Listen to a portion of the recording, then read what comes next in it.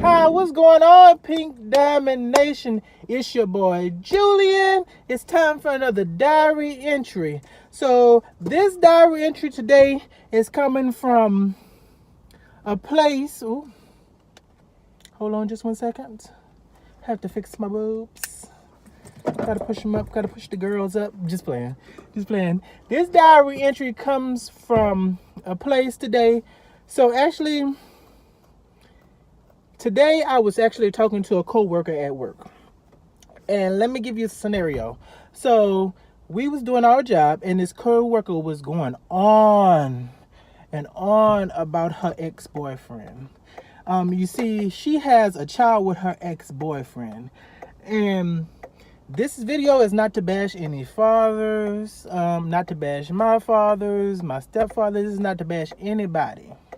But she was going on about how her ex-boyfriend was no good and how he was this and it was that, and she was just going ham on him.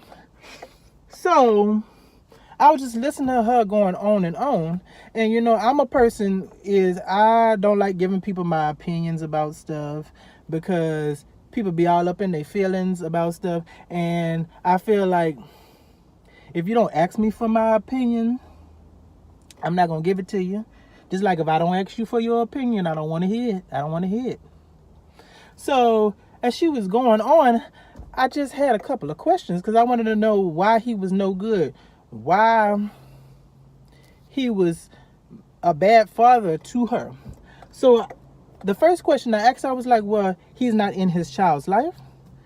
She told me no. Oh no, he in his child's life. He comes pick him up on weekends. He pick him up during the week sometimes. They alternate during holidays. So like he had him for Thanksgiving, so she gonna have him for Christmas.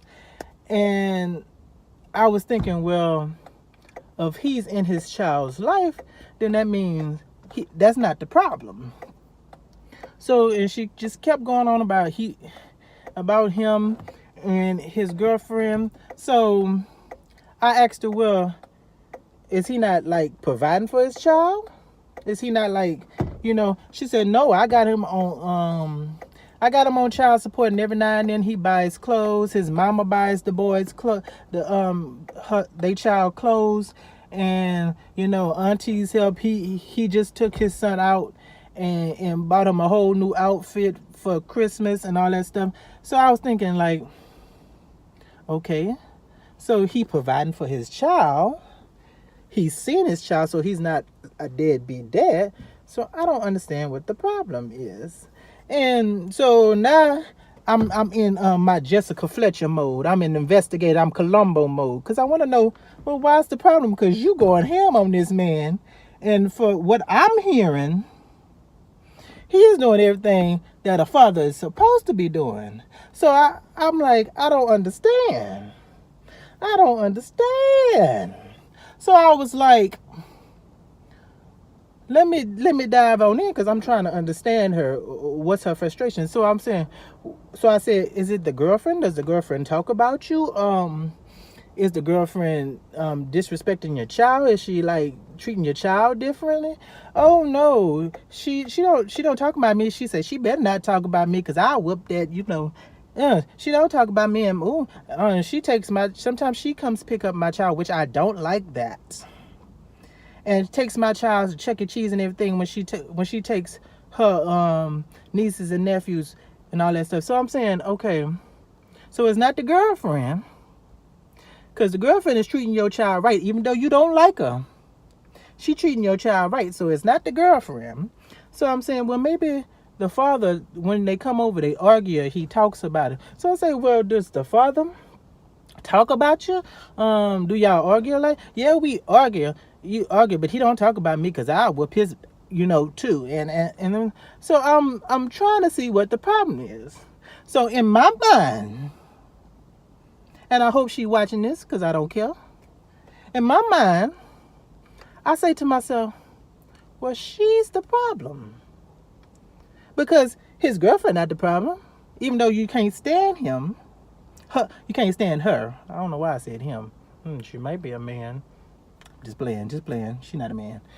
But you can't stand her. She treats your child good, and she don't talk about you, so you can't stand her. And then y'all argue. You argue with him, but he don't treat you differently. So I was like, I'm trying to get more details, and I was like, oh, well, give me an example. Well, when I call him, he don't pick up the phone, and I was like, well, you call him when he has your child and he won't pick up the phone? Oh no, I don't call him when he has my child. Like when I call him, period, he don't pick up the phone. So I said, you're calling him about your child? No, when I call him, period, he don't pick up the phone. And in my mind, I'm saying, he don't have to pick up the phone when you call him. If it ain't about me personally, if it ain't about my child, or you calling about our child, I don't have to pick up the phone for you. Who the hell is you? So like I said, the problem is her. So she the problem. The problem is her. She the problem. She bitter. She's a bitter. And if some of you ladies watching this and you do the same thing, I hate to be real. It's time to be real. But you're bitter. You're bitter. You didn't move on. She didn't move on. He moved on. He got a girlfriend he like. He taking care of his child. And he happy. And you bitter because you still love him. You ain't moved on. And he constantly coming over and he's showing you that you replaceable. Like Beyonce say, don't ever get to thinking you irreplaceable. You just got replaced. So now you bitter. So I'm like I personally, I didn't tell her all this because, like I say, I mind my business. I was just listening. I'm a listener, and I mind my business. But all the back in my head, I was saying, you bitter, baby, because you just got replaced, and you want him, and you bitter. That's the problem. That is the problem. You the problem. And some of you, I'm not just ladies, gentlemen too. If you got somebody that's doing what they supposed to do, and you still have an issue, you need to step back and think, maybe I'm the problem and she the problem.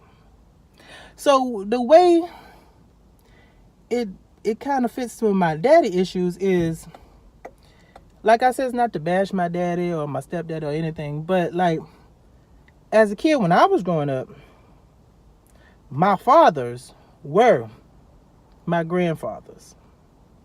Like my grandfather Roland and my grandfather Felton Davis, those were my fathers. Because my father left me when I was little. And he was a presence in my life. Like he was a little presence in my life. But he wasn't, to me, father. I mean, he was my father, but he wasn't father. He was just a presence in my life. Every now and then he'll say hey. And still to this day, that's how it is. You know, every now and then if he see me or message me on the social media, he'll just say, hey, you know, how you doing? Are you all right? And that's it. He never really like cared enough to me to, you know, worry about me or what's going on in my life. And it's always been like that. Now, I have no disrespect for my father. I have no disrespect because he was young. My mama was young. And, you know, I understand when you're young. But my problem that I have is, you know, I was a child, you know, and as I go throughout the years and I see how my father treated his other children, I do sometimes, you know, I do sometimes get depressed about that because I was like, what was wrong with me? Why didn't you care that much about me? And I always get some kind of answers that it was my mom. Maybe she didn't want me. She didn't want him, and she didn't want me to be around. No, because to me, I have no children of my own. But if that's my child, I don't give a damn who you is. I'm gonna see my child. I'm gonna take care of my child. I'm gonna provide for my child. That's how I am. That's why I'm like a children person, because you don't, the stuff that you do to a child, the child might not say nothing because it's a child, but you have damaging effects that affects that child. And my daddy didn't abandon me, but he just wasn't a presence in my life. So that had damaging effects. And I feel like that still has damaging effects on my life.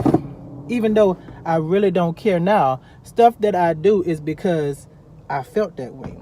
And just the stuff that my stepfather did, and I'm not going to get on into that, maybe another video later on down the line. But that has damaging effects of how I view relationships. That's why it's hard for me to get into a relationship, because I'm scared, because that's damaging effects that happen. Because you might not think, and I'm letting everybody know, you might not think the stuff that you do hurts a child. It hurts a child. The child might not say nothing because it's a child, but it hurts the child. It hurts the child. That's why children be having complexes, and like especially black children. I'm gonna get especially black children. The way black parents, the way you treat your children affects them down the line. Because I have a cousin that parents never took them to the hospital for, like, if they say they have a tummy ache. You know, not every little thing that a child do, you need to take them to the hospital. But like, you have a tummy ache or this. Oh no, ain't nothing wrong with you. Ain't nothing wrong with you. You all right. You all right. So as they grew up, all the aches and pains, they just dealt with it, because that's how they was raised. You just deal with it. So now she has arthritis, and she has this, and she has this. She has pancreatic cancer and all this stuff, because she never went to the doctor, because she was taught, no, you just deal with it. So that's how she raised, and then like how she raised her children is like she raising her children to just deal with it. No, that's not how you parent.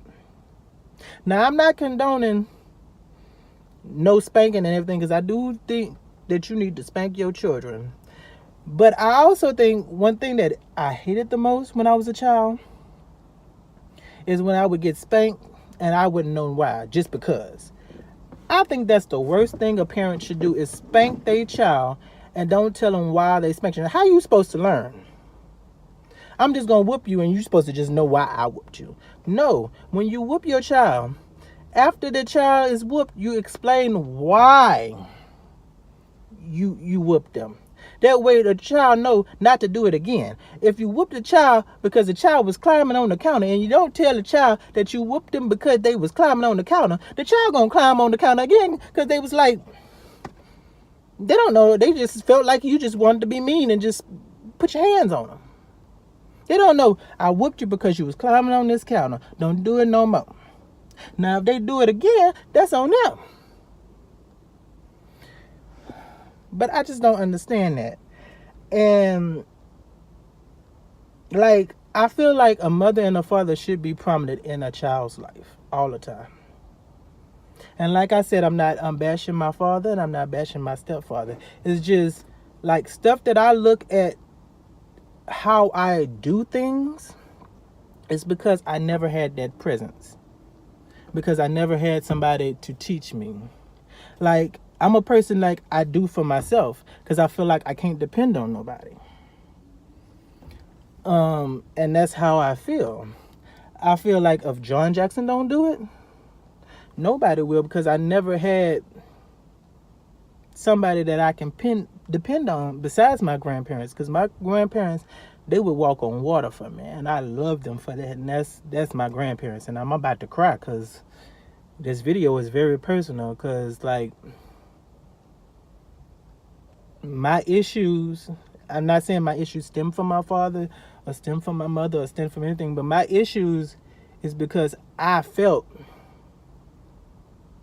even though millions of people love me, I felt unloved. I felt to myself. As a kid, I always played by myself. I was always to myself because I had nobody to open me up to the world. Because as a child, if you keep your child closed in, and that's how I was when I was a kid, our stepfather kept us closed in. Like we played outside, but not too much. We was confined in a space. We could only play in the house, and then when we play in the house, we would get yelled at and fussed at and get in trouble. So we really couldn't play in the house. And to me, as a child, you have to let your child be a child. So that means children have energy, and you have to let them burn out energy. My grandma always took us to the park, and she would always take them on both sides. My grandmother Shirley and my grandmother Agnes always took us to the park because they understood that these are children. They need to play outside. They need to burn out energy. They need to be children. Because if you keep children in the house locked up and they can't move and everything, they can't be children. And then they have complexes where they're not social. Like when I started working and I started like interacting with people in high school is when I became social. Because I never was social. I was always to myself. I used to play what they call Peach Pal. And that's like playing with imaginary. I used to be imaginary Power Ranger. I used to be imaginary this. I used to be in the Justice League. I used to be all kinds of stuff because I never had that interaction as a child, because I was always told, no, you stay inside and just sit inside, and I'm supposed to just sit inside and watch TV all day. And I feel like that affects my creativity sometimes, because when I was a child, I couldn't be creative. So as an adult, like I'd be wanting to do stuff, but then I get lazy because I'm used to, okay, I want to do this, and this, and that, but I can't do it because I'm stuck in the house. And I love my father, and I have a little love for my stepfather too, as well. Because in small things that they did was helpful, but I never had that figure like that I could run to, that I wanted to make proud, that I wanted to do for. And like, I thank God that I'm a good person, that I became a good person. I'm not the best, but I became a good person, because a lot of people with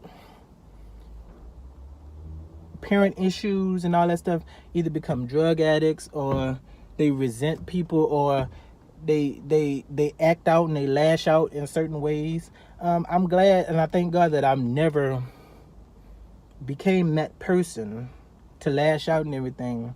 And I think that most part of my grandparents, because at least I knew I had somebody to run to. And not saying I couldn't run to my mama, because I could run to my mama too, but I wasn't like, I was so shut in myself. Like, if John don't do that, because I remember one time I wanted to go to church, and there was a whole big old thing, and stuff happened. I remember me and my brother actually walked across Houston to church because I wanted to go to church, but my stepfather didn't allow it. Not saying that he wasn't a person of God, because he did go to church every now and then, and he was getting himself together, but at that time he wasn't that person. And that affects children. That affected me. I think that's why, like, male figures, I kind of, not saying I don't dislike male figures, or I dislike male authority or anything like that. It's just, they kind of, like, like when I have female bosses or female figures, I don't be as, it doesn't be different. It's like I don't know how to talk to male figures. And like I can do female figure. Like I can go right now and have a whole conversation with my female supervisor, but then when I talk to another male supervisor, it's like I'm tongue tied and I don't know what to say. And I'm like, why? I mean, it's a boss. But I feel like me having father issues have something to do with that, because you're not having a male figure, you're not having the male figures in your life affects how you treat male figures as you grow up. So this whole video today was just to talk about, issues that I have, and like the conversation with this girl really struck me to make this video, because it was like, okay, you have a man that's taking care of his child, doing his business, doing what he gotta do. And your problem is that he don't want you. That's your problem. He don't want you. He got his life together. He's taking in his child. And all you doing is dogging this man out because he's trying to be a man. Because you want him and he don't want you. And that's sad. Ladies and gentlemen, male and females, let's stop dogging out our men that's trying to be men and looking at ourselves and say, maybe I'm the problem. I'm not saying that all men is good, but let's stop. But there are some apples, and it's saying vice versa. Men, let's stop dogging out our good women that's trying.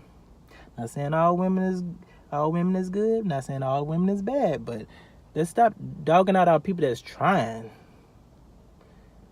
because it's not worth it. Let's people that's trying, especially doing this to the children. Like, I hate when children watch parents argue. To me, if you want to argue with your husband and your wife, that's cool. Do that behind closed doors. Don't let your children see that, because that affects your children. Because I know that affects me. I used to panic. I used to panic. I used to have all kinds of frustrations, and I'm about to cry now, because I would watch my mom and my stepfather argue. And not saying that, because in a marriage you argue. That's how a marriage works. I'm not no expert on marriage. From what I know and what I've seen, marriage, you argue. You argue in marriage. That's how marriage is. But one thing I hate is when you argue in front of children. Because children don't take that as, this is how marriage works. Children take that as, mom and daddy have problems, mom and daddy have issues, something gonna happen. And that's how I took it. Well, let me stop, because this video is getting long and I gotta go back to work. Alright guys, if you like this video, go ahead and subscribe and hit them notifications so you'll know every time I make a video. I love you guys, and I thank y'all for just listening to me rant. Follow me in all my social medias below so you'll know when I'm making content, what's going on in my life and everything. Hit that like button. Hit it, and subscribe.